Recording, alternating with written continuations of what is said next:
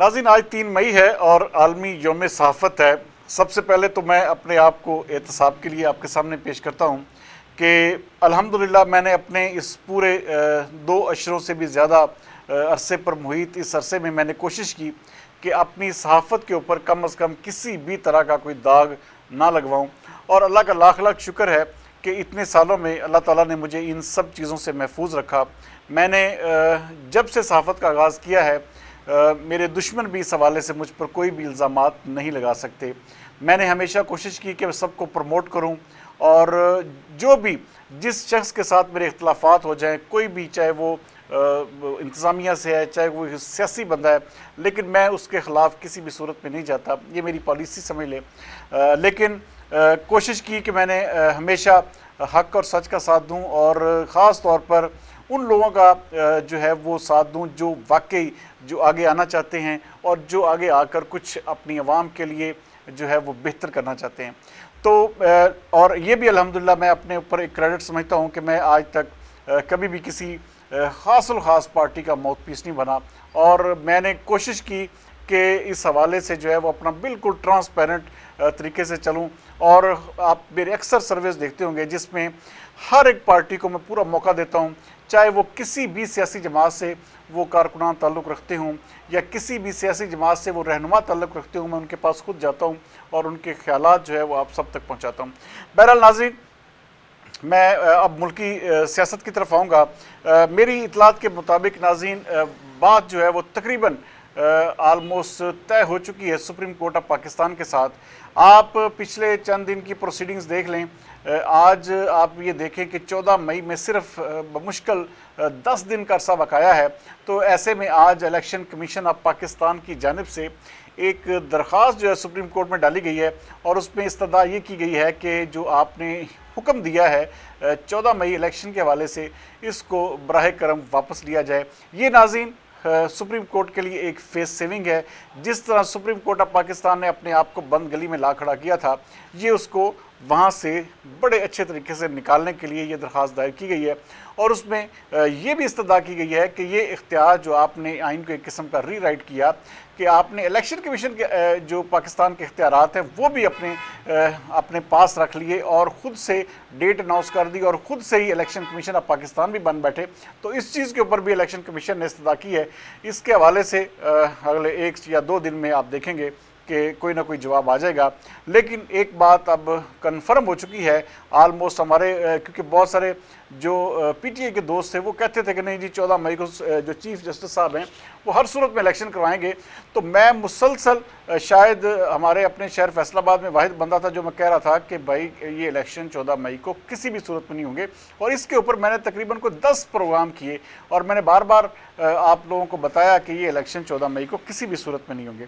हाँ, इस वक्त हुकूमत जो है वो सितंबर तक आ चुकी है और जो पीटीआई है वो अगस्त तक पहुंच चुकी है।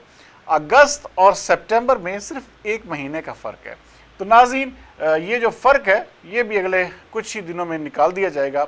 और मुझे उम्मीद हो चली है कि ये जो सितंबर और अक्टूबर का महीना है, इन दोनों महीनों में किसी भी डेट में इलेक्शन हमारे मुल्क में हो जाएंगे और बैक वक्त होंगे, एक ही वक्त में होंगे और तमाम तर सूबों और कौमी असम्बली के एक साथ होंगे।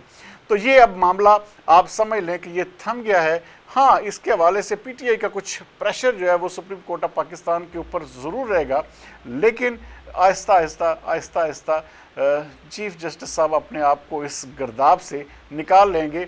चूँकि ये जो आपस में एक जिसे कहते हैं कि एक अंडरस्टैंडिंग, नाज़रीन कुछ चीज़ें आपको नहीं इल्म होता, लेकिन हमें जो हमारे सोर्सेज हैं या हमारे जो ऐसे दोस्त अहबाब हैं जो हमें इन चीज़ों की अंदर की खबरें दे देते हैं, तो उनका कहना यही है कि इस हवाले से हुकूमत और सुप्रीम कोर्ट के दरमियान एक मफाहमत हो चुकी है और उसी मफाहमत का ये नतीजा है कि आज इलेक्शन कमीशन ऑफ पाकिस्तान की जानब से एक दरख्वास्त दायर की गई है ताकि सुप्रीम कोर्ट को एक फेस सेविंग दी जाए, ताकि इस तमाम तर जो एक गर्दाब है या एक इस वक्त एक खिचड़ी पकी हुई है उससे निकल जाए। जो चीफ जस्टिस ऑफ पाकिस्तान ने आज से 2 रोज़ कबल एक डिनर दिया, उसमें सुप्रीम कोर्ट ऑफ पाकिस्तान के तमाम जजेस ने सिवाय काजी फ़ाइज़ ईसा के शिरकत की।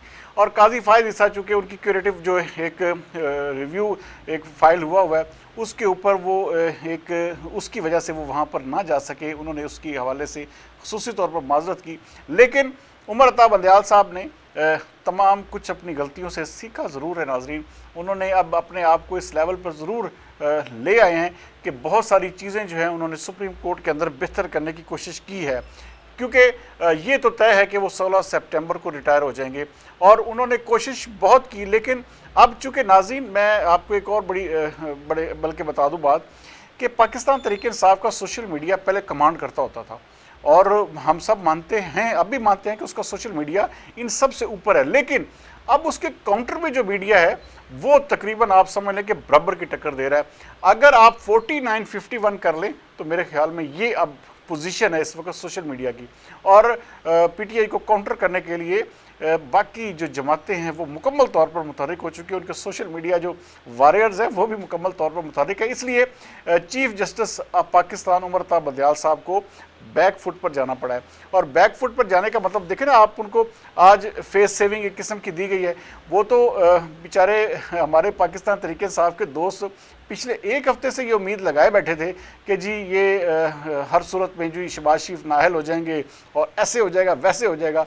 शहबाज शरीफ साहब आज लंदन पहुंच चुके हैं और वहाँ पर बरतानवी मलका की जो ताजपोशी है, वहाँ पर जो किंग है बरतानवी, उनकी दावत पर वहाँ पर पहुँचे हैं और वहाँ पर एक किस्म के बड़े हैप्पीली मूड में वहाँ पर इस वक्त लंदन की सैरें कर रहे हैं। तो वो जो शहबाज शरीफ की नाअहली, फ़लाँ की नाअहली या फ़लाँ को ये हो जाएगा, तो वो पार्लियामेंट ने अपने बोल्ड स्टेप से अपने आप को उस चीज़ से कवर कर लिया है। तो बहरहाल इलेक्शन के हवाले से अब एक बात तय हो चुकी है।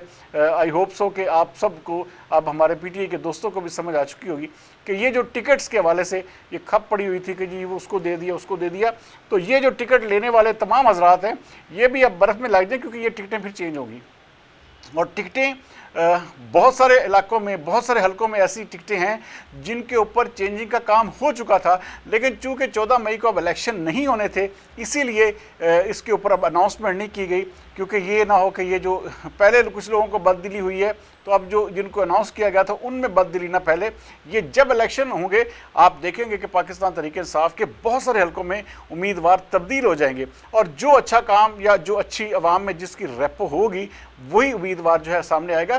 क्योंकि अगर इन उम्मीदवारों के साथ पाकिस्तान तहरीक इंसाफ मैदान में उतरती है नाज़रीन, तो ये आप लिख लें बात कि पाकिस्तान तहरीक इंसाफ कभी भी पंजाब में हुकूमत नहीं बना पाएगी। बहरहाल अगर पाकिस्तान तहरीक इंसाफ अपनी इन गलतियों से सीख ले, क्योंकि ये भी बहुत बड़ा ब्लंडर था जहाँ पर 16-16, 18-18 बंदे अपने साथ 100-100, 200-200 बंदा लेके आते थे। आज हमने देखा कि पाकिस्तान तहरीक इंसाफ का एक कैंडिडेट बेचारा हज़ार रुपये दे के 30-40 बंदों को बमुश्किल अपने साथ इमरान खान की रैली में लेकर गया। तो ये चीज़ें जो हैं अब पाकिस्तान तहरीक इंसाफ को भी समझ आ चुकी होगी। तो जो उम्मीदवार इस वक्त शादियाने बजा रहे थे कि जी हमें टिकट मिल गई और हम ये बन गए, हम वो बन गए, तो अब ये बात आप लिख लें कि ऐसा कुछ भी नहीं है। ये टिकटें तमाम की तमाम चेंज होगी और जब भी इलेक्शन होंगे एक नई लिस्टों पर होंगे। कल तक के लिए सरदार अमीन जतोई को दीजिए इजाज़त। पाकिस्तान जिंदाबाद।